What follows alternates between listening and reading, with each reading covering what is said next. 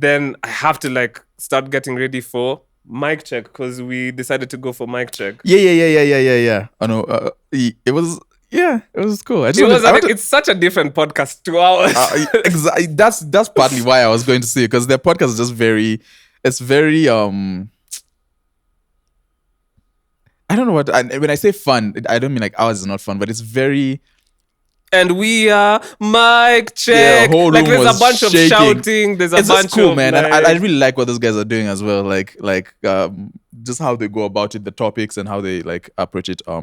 Guests and all of that. It's super fun. No, it was a good time. Thing about the mic check, it's like Seinfeld in the sense. Okay. You know how Seinfeld, they always say this is a show about nothing, right? Mic check it's a show about everything and nothing. And so you can just talk about anything. Even with their guests, like they have random people, pastors on there. They and have I think that's musicians. So cool. You know, it's so cool to just have a. No, it's a move. I think mic check is cool. It's a movement. I was just sitting there like, this is it's very interesting. Like people are actually leaving their houses to go. Like they said that there's one guy who has followed them all around the country for their live shows. And he was there. Yeah, people are leaving their houses just to go and watch you talk.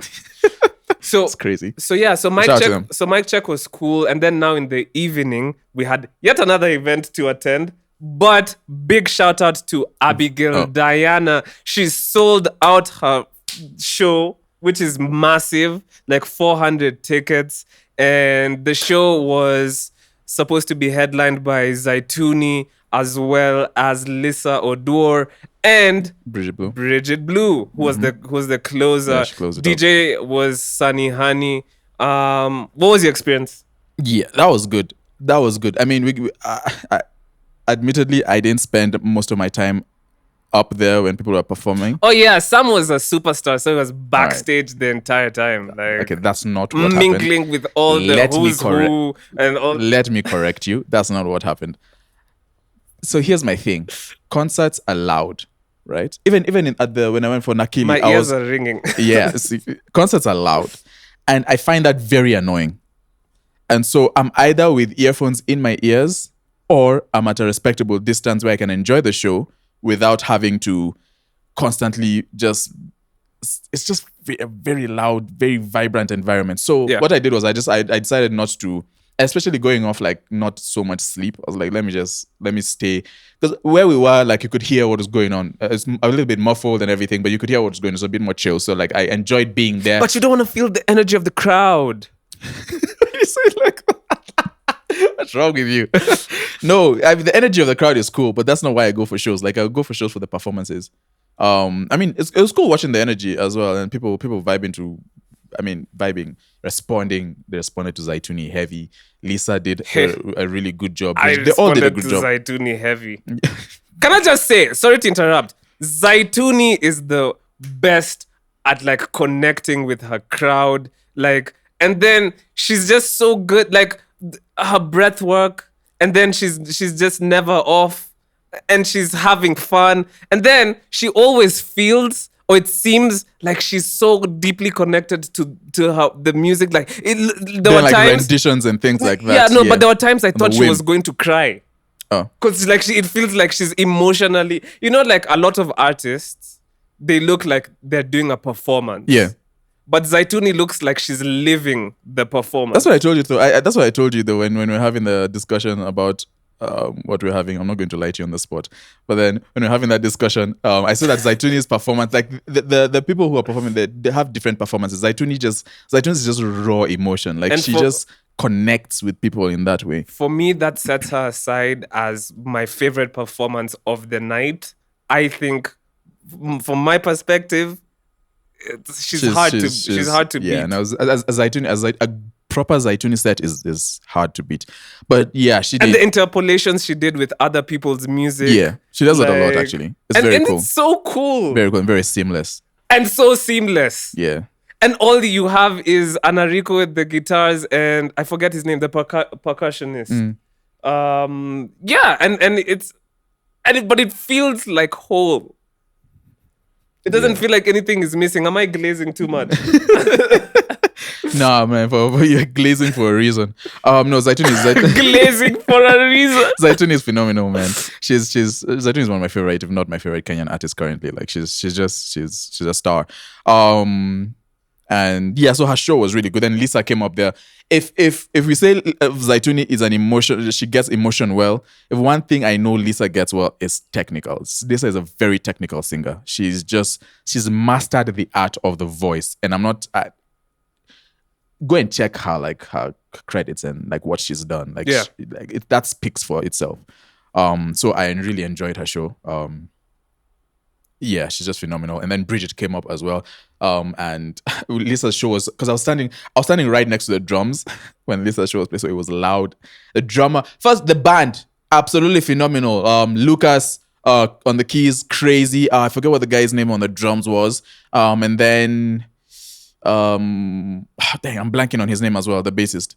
But we've worked together. We worked together on Rubinina's song that I released a couple of years ago. But no, the band was so good. Very, very good. I was focused on the drummer because he was, man, no, this guy's fantastic. So after that, like you say, your ears were ringing, my ears were ringing because I was standing right next to the speakers during that whole show. So I was like, all right, let me go back down and chill. But so I wasn't necessarily up for Bridget Blues, but I could hear everything that she was doing. And it sounded good. Bridget is also one of my favorite artists. I like how she goes about it. I like her subjects and what she talks about. Like, she's very cool in that R&B wave. So shout out to her. Shout out to everyone who performed. And shout out man. to Abigail, great. man. Yeah. That's massive. And Ongeza Volume and the whole movement. Like, it's so good to see like the Kenyan. What space are we in? We're in the Kenyan music commentary space. What are we in? What are we? Yeah. What are we, man? Yeah. But it's cool to see people in that space where the people who cover music, like beginning to kind of be the, not thought leaders. I don't want to use that word, but the thought leaders.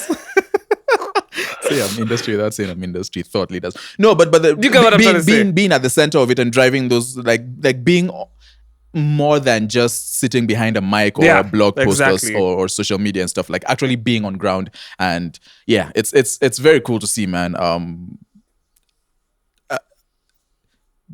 I think this is what's happening is a result of the years and years of people like really pushing Kenyan music. Yeah. And like all of this won't happen if like Abigail had not been playlisting, or we've not been doing this for like a whole bunch of years. Yeah. And all the other people who are part of it who might not necessarily have gotten some shine at Spotify Greasy Tunes. But for me, when I look at the whole thing, I think the whole Play KE wave won in that sense, because it's not just the people who were selected. It's more of like, we wouldn't be doing this if there was no if other people were not playlisting and doing all that stuff to make it more important for us to say, okay, maybe we should go this direction and talk about the industry and talk about like some of the things behind the scenes and stuff like that. And if like Abigail Diana was not doing what she was doing, all the different people who are doing what they're doing, you guys all know them. Like it's been a really good movement. So this is part of it.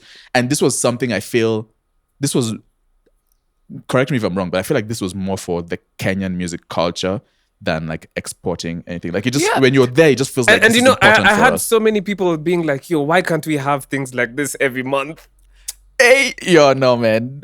Every month would be crazy. Planning that thing was but it like did stress. But it's such a cool, like, it felt like, oh, this is like a span of time where you're, you know, also the space makes you feel like you're kind of in a different like the world, essentially.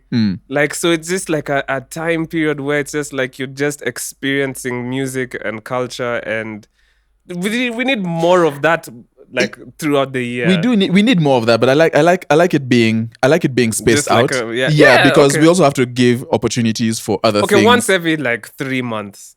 That's still a lot, man. Give me one a year and I'm cool. 1 a year, bro. No. Give me one a year. If I'm being pretentious, give me one every 2 years. But then we also have to give space for other things and other events and other stuff like that to thrive. So yeah, but it does. But I'm not saying it has to be driven by Spotify. It has to. Okay. Be, it could. I'm saying Apple Music, your move. What are the other distros? It's your move, man. Streaming platforms. Yeah. And so just to end, like the last thing, so I went for Strictly Soul, which was last night. Oh, yeah, I didn't go for that. So bro, like listen, go get. Odyssey night, I get home at 2. Ongeza volume night, I get home at 4.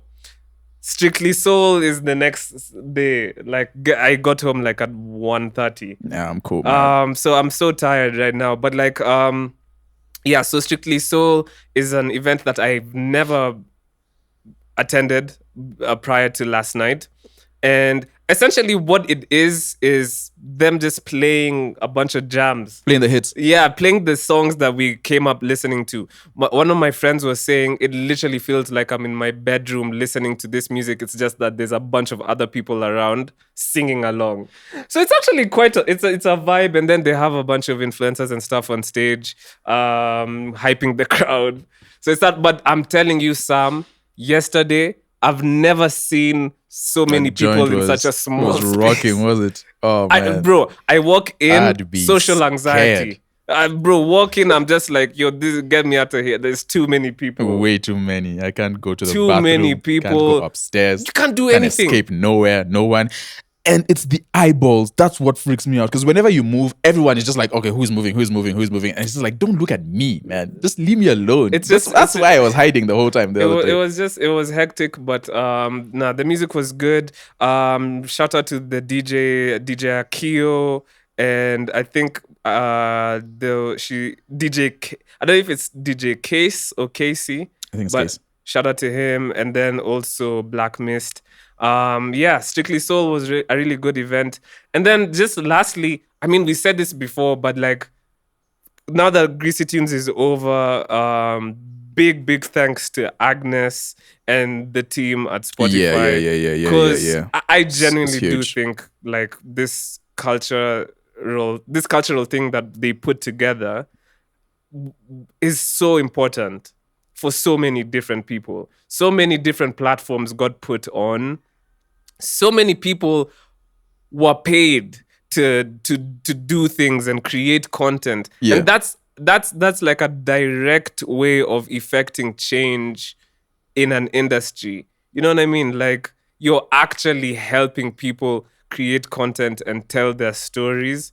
And I don't know. I personally think, and I'm not just saying this as somebody who also got to be on that platform. I just objectively think this was like just a really, really like it's cool, man. Solid thing to do. It's definitely for the a highlight in terms of the music industry. It's a highlight for the industry. Of course, a lot of people might look at it and say, okay, like it's still like one or two away removed from like a niche crowd, just because of. It doesn't sometimes. Oh, it's a very niche. It doesn't feel like completely mainstream as it wasn't mainstream. Yeah. But I don't care. At this point, I really don't care. Yeah, that's a topic that we have to start. If music is part of the culture, and if music is happening in different spaces, we can't say that, okay, this space is not as important as if it happens in another space, just because it's niche, or those artists might not be as mainstream, or whatever it is, whatever the reason that it could be. Like, I think it's just as important in every single space for the good of the whole picture, if that makes sense. Yeah, so that was great. It was a great week. That's seen way too many people, man. Now I'm going to go in. To way too many people, man. But that was good, though, but shout out to everyone. Yeah. And everybody who listens to the pod, who I bumped into. Like, honestly, it's still surreal that people sit down and listen to this podcast. So thank you. You know the feeling of just like, I don't know, sometimes you just feel like you're talking into the void. But like, honestly, thank you to everyone. So let's start this podcast 30 minutes in.